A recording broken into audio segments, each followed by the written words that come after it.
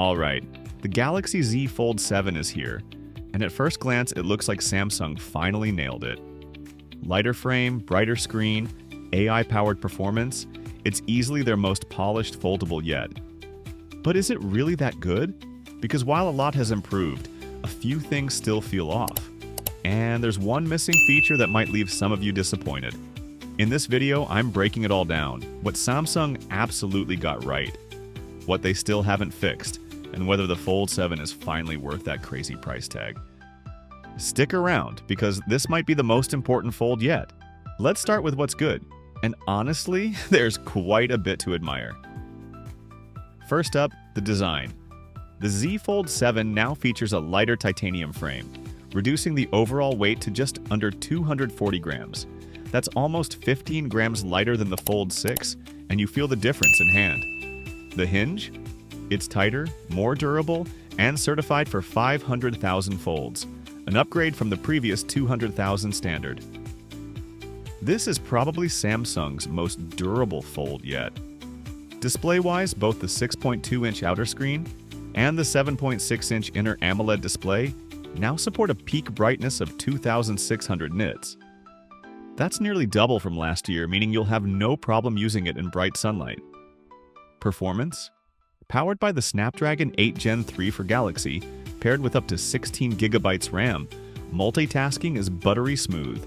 You can run 3 apps side by side with zero lag, and the new AI-boosted task management makes transitions faster than ever. Even the camera's got a subtle boost. Still a triple rear setup, but improved image processing now helps low-light photography look far more natural. Video recording also now supports 8K at 30 frames per second, but of course it's not all sunshine and rainbows. Now, let's talk about what's still not great.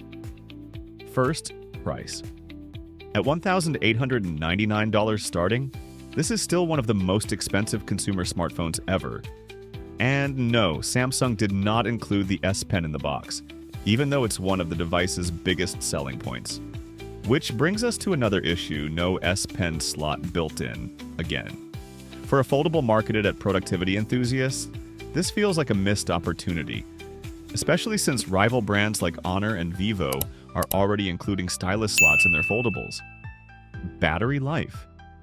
Still just 4,400 milliamp hours, which struggles to last a full day of heavy multitasking.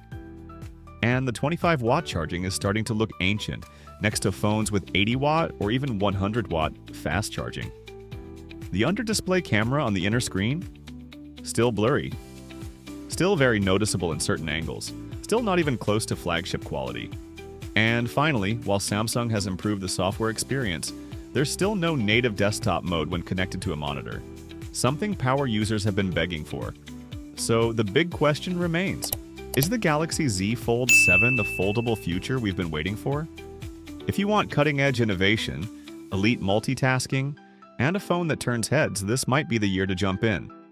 But if battery life, pricing, and true S Pen support matter to you, you might still want to hold off. Now it's your turn. What do you think about the Galaxy Z Fold 7? Is it worth the upgrade, or just an expensive tech flex? Let us know in the comments below, and don't forget to hit that like button if this breakdown helped you decide. Thanks for watching, and we'll see you in the next video.